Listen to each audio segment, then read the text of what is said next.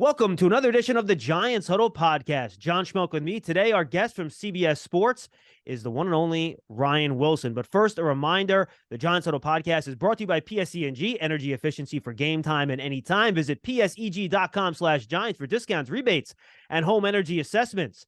If you love mock drafts, you love this guy because CBS has him doing it, but it seems like every other day.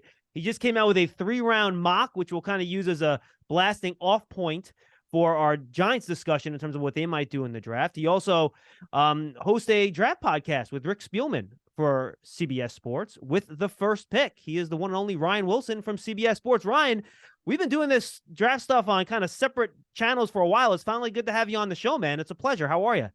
I'm good, John. Thanks for having me. I'm happy to do this. Look, man, it's my Christmas, so I gotta embrace it. And it's sort of half Christmas, half like day 4 in a casino where, there are no windows.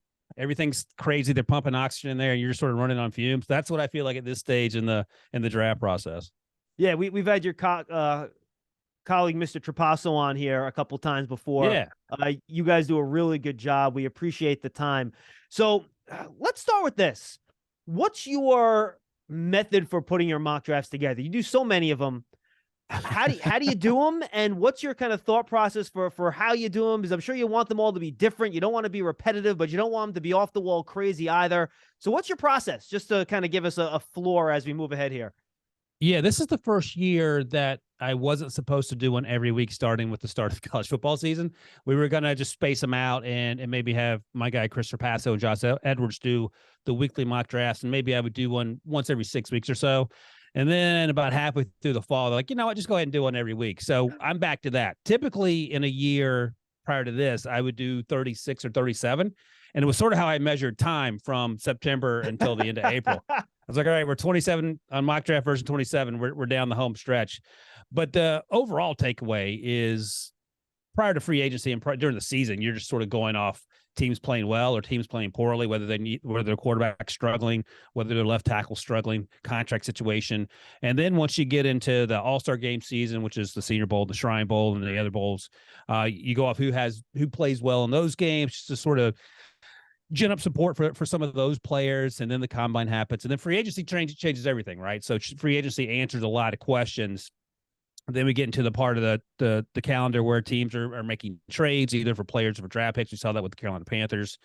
And now, pro days last week, I tweaked my mock draft a little bit in light of the quarterback pro days.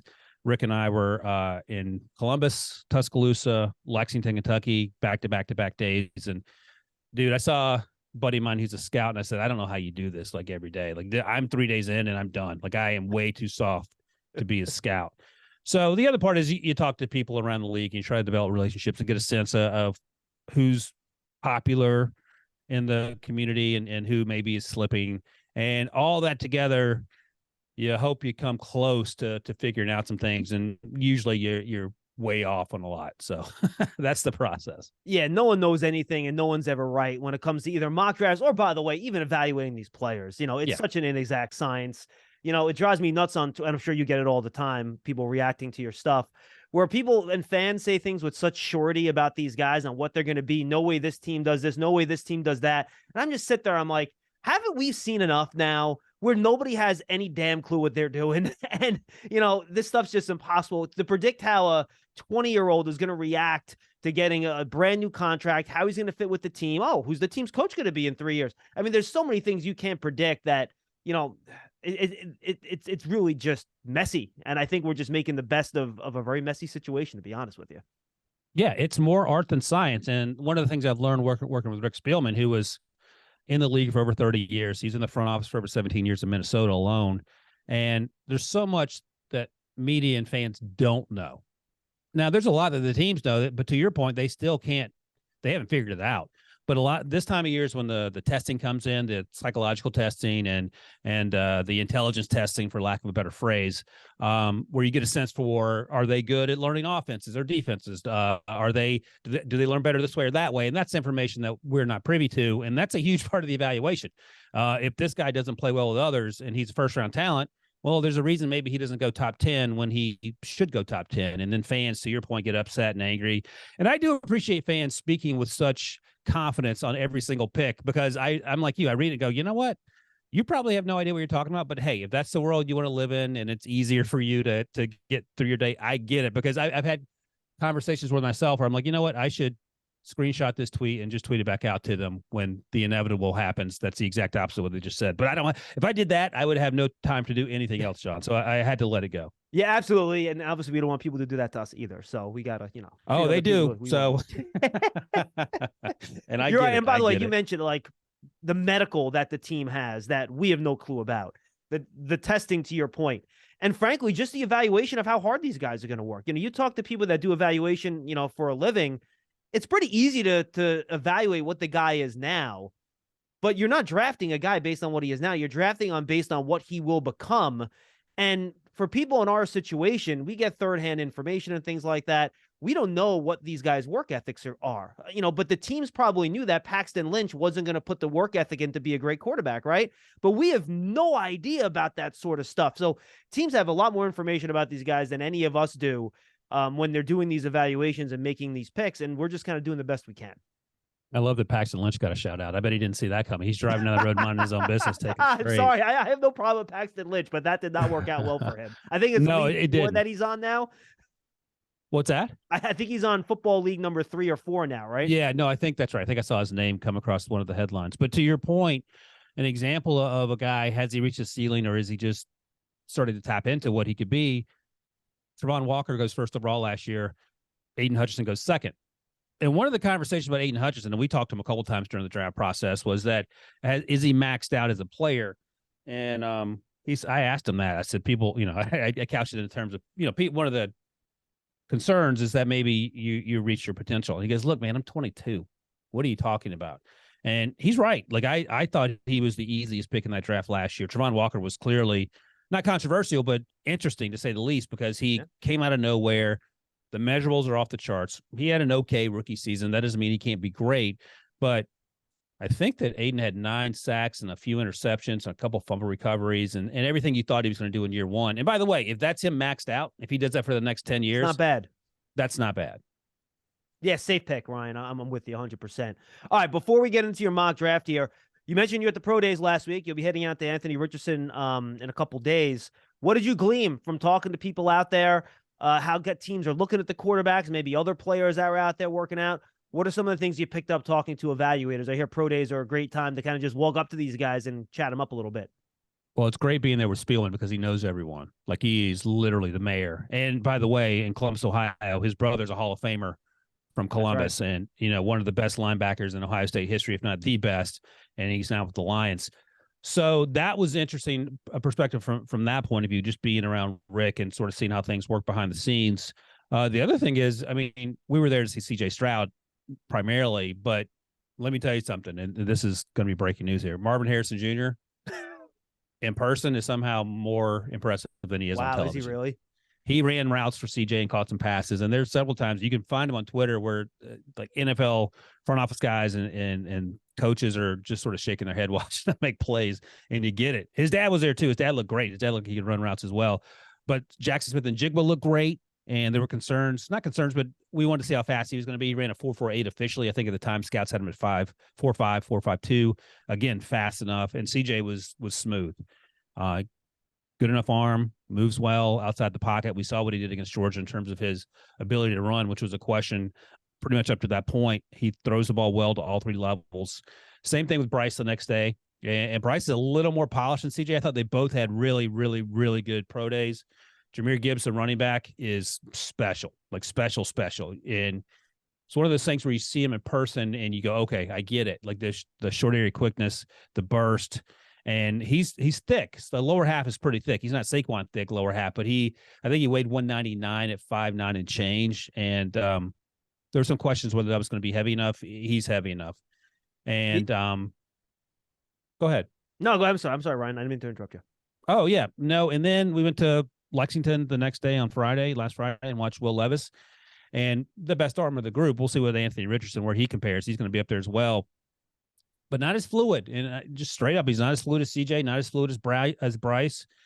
Doesn't throw the ball. The touch passes, the layered passes to the second and third levels weren't as accurate or as layered, if you will, for lack of a better phrase. He struggles with touch.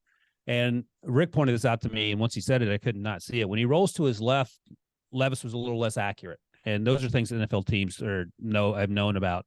And also, by the way, and this is sort of funny, he might be too big for a football player. Like, he is jacked, like upper body strength. He looks like a linebacker.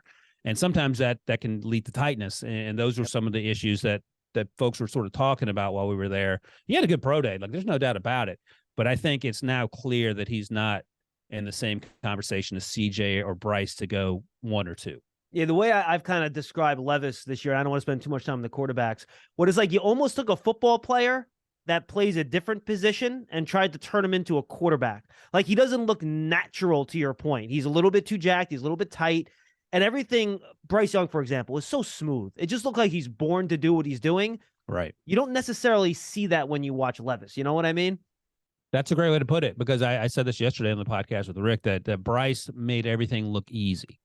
And even the deep throws, even though he's 5'10", even the deep throws were effortless. With Levis, everything felt like he was like tensed up, had to be perfect. Everything had to be exactly as they planned it out. I don't want to say robotic, because that conjures images of a guy who can't play quarterback, and I think he can certainly play quarterback. Yeah, but in terms of the effortlessness with which Bryce and CJ went through their progressions, and by that I mean just going through the script of their 50-something passes, and then watching Levis, it wasn't night and day, but there was a difference. So we'll see. Absolutely. I'm with you. All right, let's get to your mock here. Before we get to the actual picks, when you've been doing your many mocks and you get to the Giants at 25, what's kind of been your thought process for needs, and where has the value generally been in terms of players when you've gotten to pick 25? So, right, this week I did a 3-rounder. The week before I only did a 1-rounder, but I had the Giants trading down from 25 to 31, I believe, to the bottom of the first round. Yep. And they allowed the Chiefs to trade up. Chiefs took right tackle Tawan Jones at Ohio State, who we also saw last week. He didn't do anything. But the Giants traded down and they took a center. And there are going to be a bunch of centers in this class that can go pick 30 through pick 50. They're going to have 4 guys they can probably choose from. And at the time, I had them taking John Michael Schmitz out of Minnesota. He's a wrestler. We talked to him at the combine, and he's a smart dude. And he's going to be in the mix to go be among the first centers to go. So centers, the sort of easy, obvious need. This time in this 3-round mock draft, I had him taking Deonte Banks. Guess what? Tay Banks out of Maryland. The cornerback ran in the 4.3s. Him and his teammate both, Ja'Cory Bennett, ran in the 4.3s at the combine. But he is long. He is physical. He has a ton of confidence. He's an interesting guy to talk to. And he's a guy that's going to come in and compete right away. Now, I don't know. You always say, oh, he'll come in and start from day one. I don't know that. Physically, he has the ability to do it. He has the speed to do it. He played against some top-level talent. You can go watch him play against Marvin Harrison Jr. He had a really good game against him, and that's sort of the benchmark. I figure if you can hold your own against Marvin Harrison Jr., you're probably best prepared as you can be for the NFL. So I had him. That was a target in this 3-round mock draft, the cornerback position as well. And then, running back, if you're thinking about not running Saquon into the ground. It's not a first-round need, but that's maybe a day 2 need, if that's the way you want to go. But there'll be guys in day 3, the running back position, that can come in and legit help you 2 or 3 series a game. All right, so let's talk about the pick you did make in the first round, and then we'll circle back to some of the other guys you mentioned. Deonte Banks, corner. In your many iterations of your first rounds, and I've done a bunch of them too, just for purposes of figuring out who's going to be there. How often is Banks still on the board at 25? Because the big conversation we've kind of had since the combine, and he did so well. And you mentioned his tape is really good. He's plays a lot of, bump and run, a lot of press, which is exactly what Wink Martindale wants. And our concern here, quite frankly, is that he's not going to make it to 25. So how often has he been there when you've done these mocks? That's the question, right? And there's going to be a handful of cornerbacks, whether Christian Gonzalez or Devin Witherspoon is your guy, to be the first cornerback off the board. And then after that, it gets interesting. Look at my list here. Joey Porter Jr. is going to be in the conversation. He ran a 4.51, I think, at the combine, and he wasn't super pumped about that, but that's fast enough at that size, and he plays just as fast. Then Deonte Banks.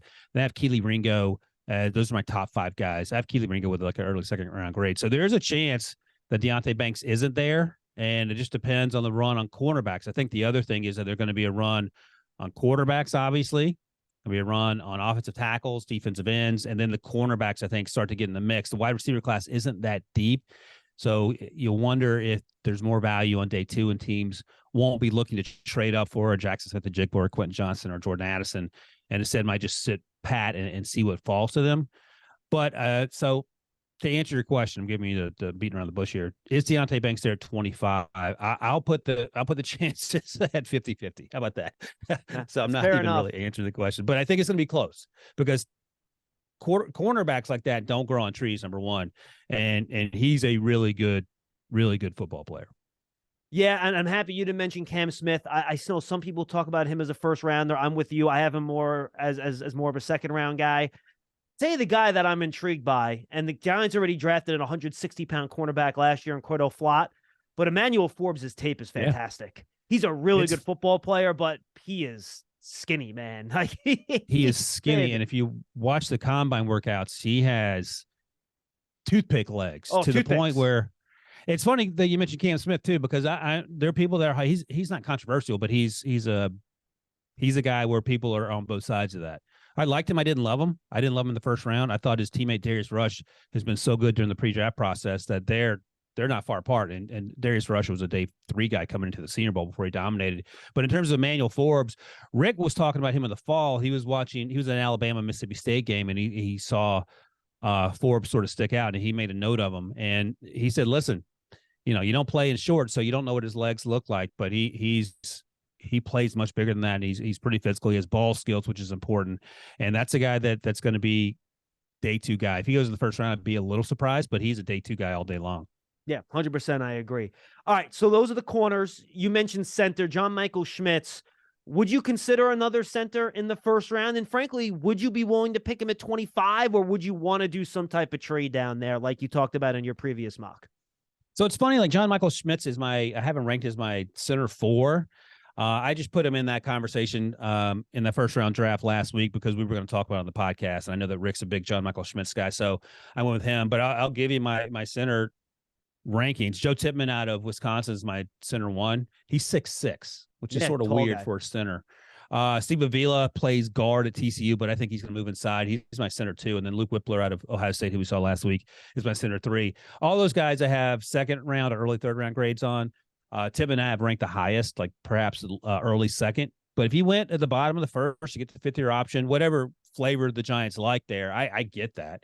Garrett Bradbury went in the first round. He just got to re-up his deal. But, he hasn't been an absolute home run of a hit. He ran that 4.9 at his combine. He's slightly undersized, but athletic, a former tight end.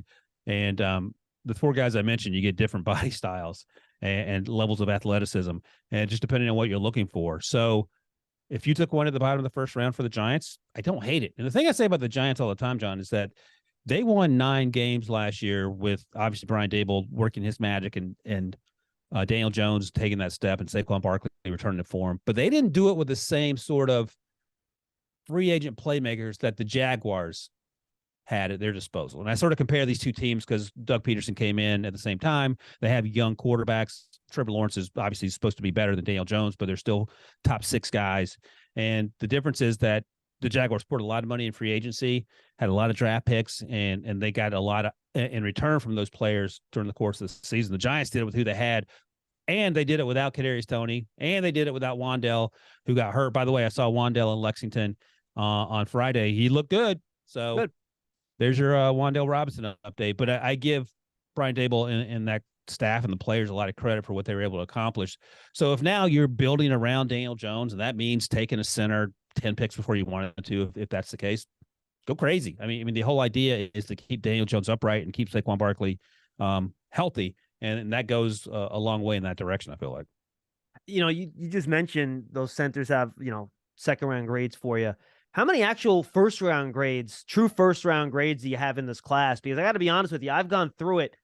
This is probably as few as I've had in a draft in a few years. I just don't think there are that many first round players like in the class. And I'm not sure there's going to be one left on the board when the Giants get to 25. Banks would be one for me, by the way. So if he gets to 25, I think the Giants would be very happy, and I would be very happy with the pick. But how many actual first round players do you have, Ryan? I'm looking right now, and it fluctuates, but I'm at 31. So I literally have 31. And I'll tell you the guys who are just outside looking in. Keon White, the edge rusher out of Georgia Tech, who is going to be a really good football player. DeJuan Jones, just because of the weight issues, we're trying to sort that out. He's another good football player, but the off-field stuff that we were talking about earlier that we don't necessarily think about as fans or media types, that's a problem. Luke Musgrave, the tight end out of Oregon State, some teams are much higher on him than I am, but he's a good football player. Keely Ringo, we talked about, then Tippmann. And I'll mention one more name, and I don't know if you've seen him, John, but Kalijah Cansey, the defensive tackle out of Pitt. And folks I had him going in the third round of this mock draft, and folks were really angry about that. He is a lot of fun to watch. But here's the thing that Rick keeps reminding me just in general when you fall in love with players. He's 6 feet. I think he's 280-ish. I have to double check. But he has 30-inch arms, 30-inch really arms. Small arms. That's like, for a comparison, DeJuan Jones has 36 and 5/8-inch arms. So that's a 6-inch advantage in terms of reach and probably literally 100 pounds. But the quickness is undeniable. The things that he does is undeniable. But if you take him in the first round, he has to be an absolute home run, and I don't think he is. And that's no disrespect to him because he's a great football player. But the problem is, and we start sort of clustering these players, is, okay, this guy, if he were in Nick Bosa's body, grand slam, right? He's not. The same thing. It's a Bryce Young conversation, but on the other side of the football. So anyway, not to get too far afield, I was going down my list of guys here. So I have 31 now. That could change, but Jahmyr Gibbs is in there. I like him as a first-round pick. Like, I love Jahmyr Gibbs. Anton Harrison, the left tackle at Oklahoma, is in there. I've heard from teams that the league is higher on him than the media folks are, and I like his tape. So there's some guys in there that maybe, and I'll ask you, like a Lucas Van Ness, for example, who never started a game at Iowa, who's pretty young, 275, but I've talked to teams that say he can put on 15 pounds all day long, and he's going to be – there's a lot of buzz from his pro day last week, too, in Columbus, I think, either Columbus or Alabama. I can't remember when the pro day was for Iowa. But there's the J.J. Watt buzz with Lucas Van Ness, so that's another name to keep an eye on. Yeah, he's kind of one of those. Is he a tackle? Is he an end? He can do both. He kind of has that vibe to him, no question. Second round, Ryan, you had the Giants taking Steve Avila. You mentioned it. A guard, you think he could play center. I think his tape is very strong. I don't frankly have him ranked that far below Osiris Torrance, to be honest with you. I don't have much separation between those guys, so I think that's really good value for the Giants in round number 2.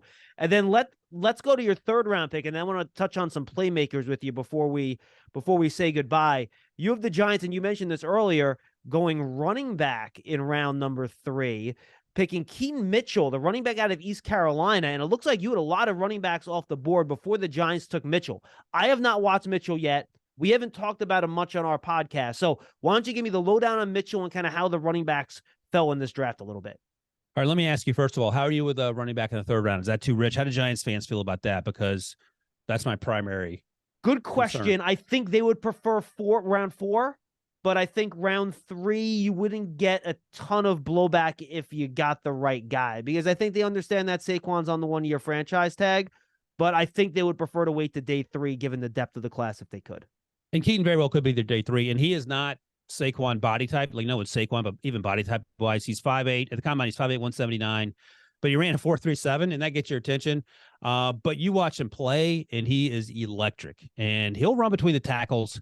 But the weight's going to be an issue. I liked him as a change of pace back. He can help you in the pass game. Let me see. I'm reading my notes here. He just turned 21, so he's extremely young. Didn't fumble at all last season. Low center of gravity, built low to the ground. So he's pretty stocky, even though he's that 179. The 5'8" sort of makes him a little bit more compact. His short area quickness is through the roof. And let's see here. Regularly takes short gains and turns it into big plays. That seems like something that might be good in terms of going in the right direction towards the end zone there. Consistently makes the first defender miss in space, sets up blocks well, and uses change of pace to beat defenders. But again, the issue is the size. He won't run through a lot of arm tackles. None of these guys can block. Like, none of these guys can block except for maybe Roshan Johnson out of Texas. Bijan tries. I give him credit for that. And he's not much. It's hard to when I say this. So he has focus drops at times. He only had 34 pass targets, and he had 4 drops in 2023. And what I was going to say is that a lot of times running backs aren't used in the pass game in college. That doesn't mean they can't catch. That's just not the offense they were in. So that's something that you have to ask questions about. So I'll have to go to a scouter and say, hey, yo, what's the deal with this guy? Because what you see on Saturdays doesn't necessarily mean that he can or can't do that on Sundays. But just the explosiveness that he provides is special. He's also kick return ability, so that adds an extra layer. in the special teams game there.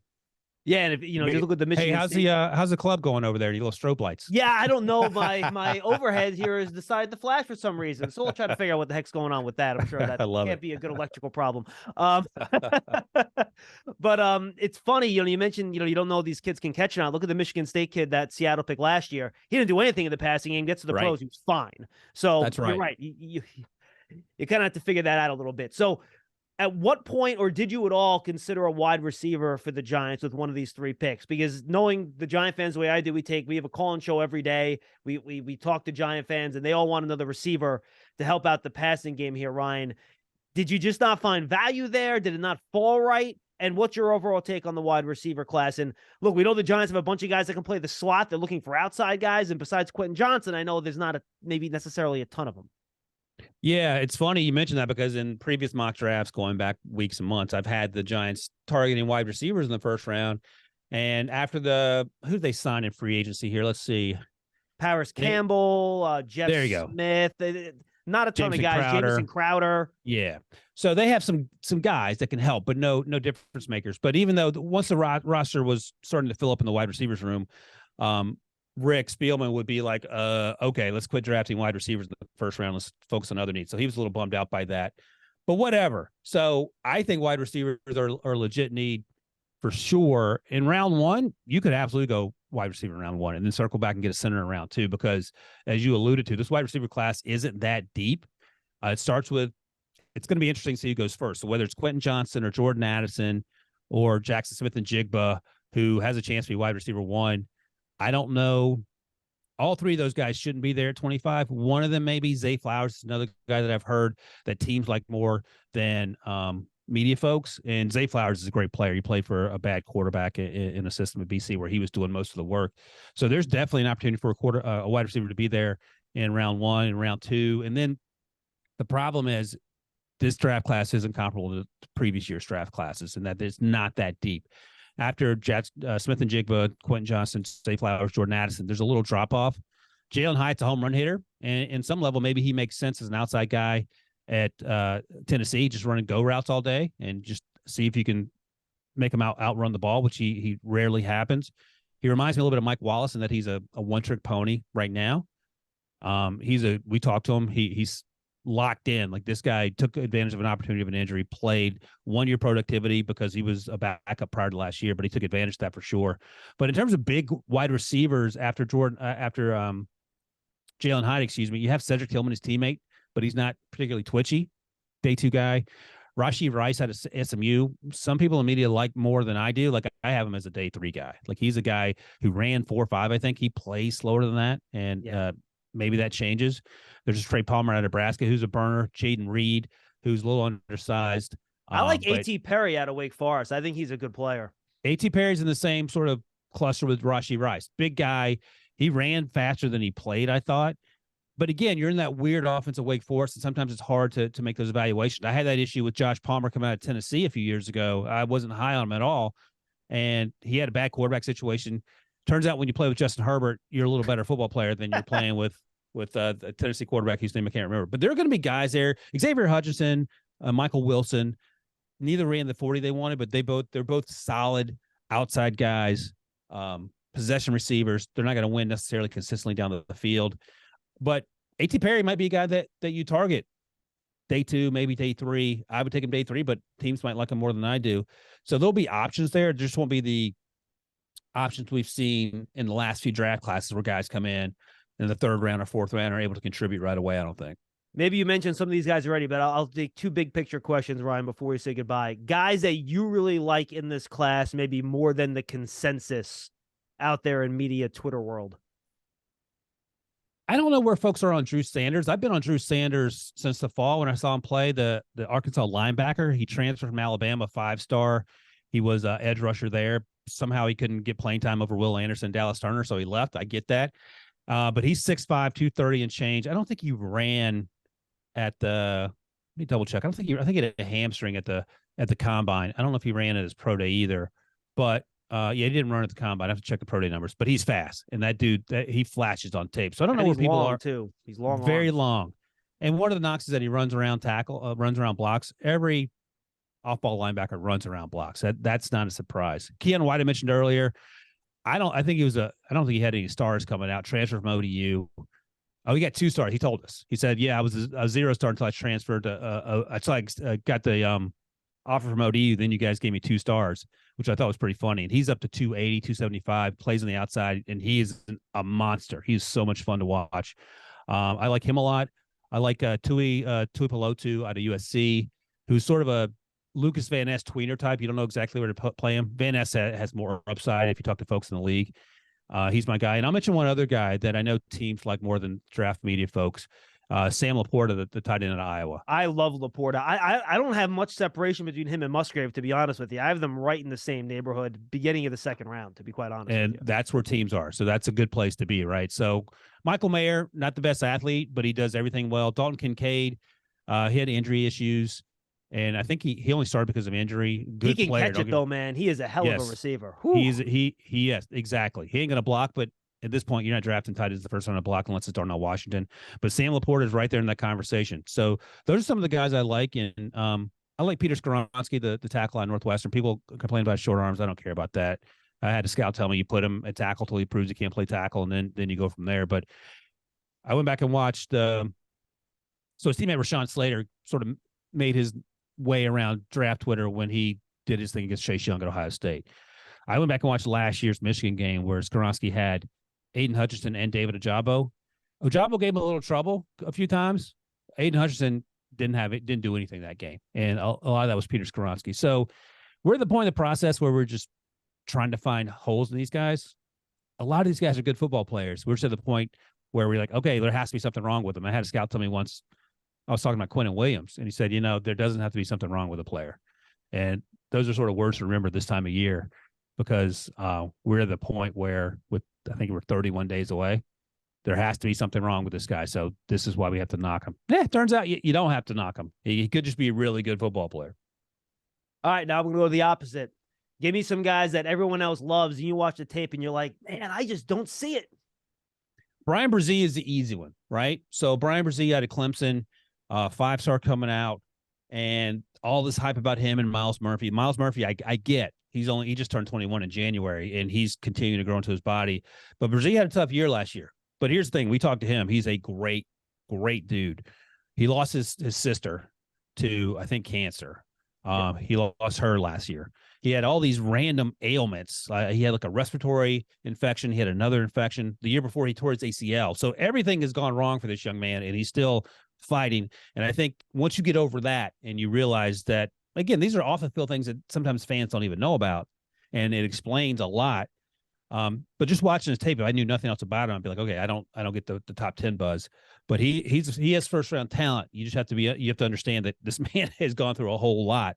And once he gets through it, as much as you can from losing a family member, I think he'll be a special player. That's one guy. Cam Smith, we talked about just the on the field stuff. I liked him. I didn't love him. I didn't get all the first round buzz just from watching him. I watched 4 of his games. Trenton Simpson's another guy that I don't get. The linebacker out of Clemson, fantastic athlete. But I had a scout describe to me what I was trying to verbalize, and I really couldn't. He plays football like he's looking through a straw, in that he doesn't have a lot of awareness around him. And like athletically, he'll test off the charts, and he did do that at the combine. But you like a little more awareness. You didn't see that play in and play out. Doesn't mean he can't grow into it, or he won't grow into it. But as we sit here, that's part of the concern. The other guy I'll mention is Mozzie Smith out of Michigan. I wanted to see more from Mozzie Smith, the defensive tackle, because athletically, I think he was number 1 on Bruce Feldman's freak list. I don't see it on tape, though. I watched him a few days ago. I don't see that. Like, he's strong and he moves guys with his arms, but I don't see the explosion like the testing, wants to show you. Yeah, and that's the thing. You don't see it every single play. And I was talking to a team about him, and they said, at what point is it, okay, this just isn't going to happen? Because you keep talking him up, and it doesn't.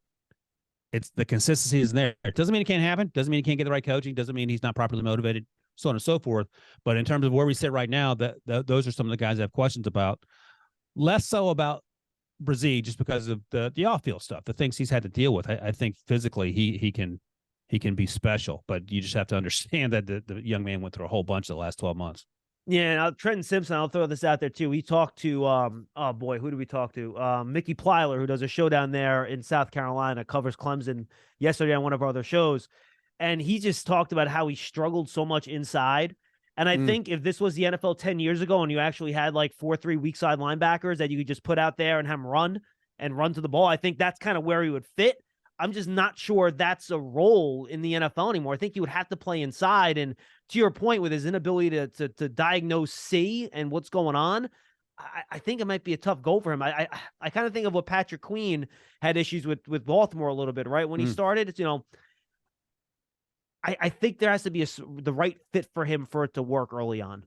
And Patrick Queen had much better tape coming out. Yeah, he did. And that's the difference. That's one of the differences. But that's the math that you have to do and figure out. And, it's what makes it incredibly fun, but also maddening because you're never going to have all the answers. No question. Ryan, awesome stuff, man. Tell the folks, I know I mentioned at the start, but why don't you do it yourself, where they can find all your work and what you're up to? Yeah, absolutely. CBSSports.com.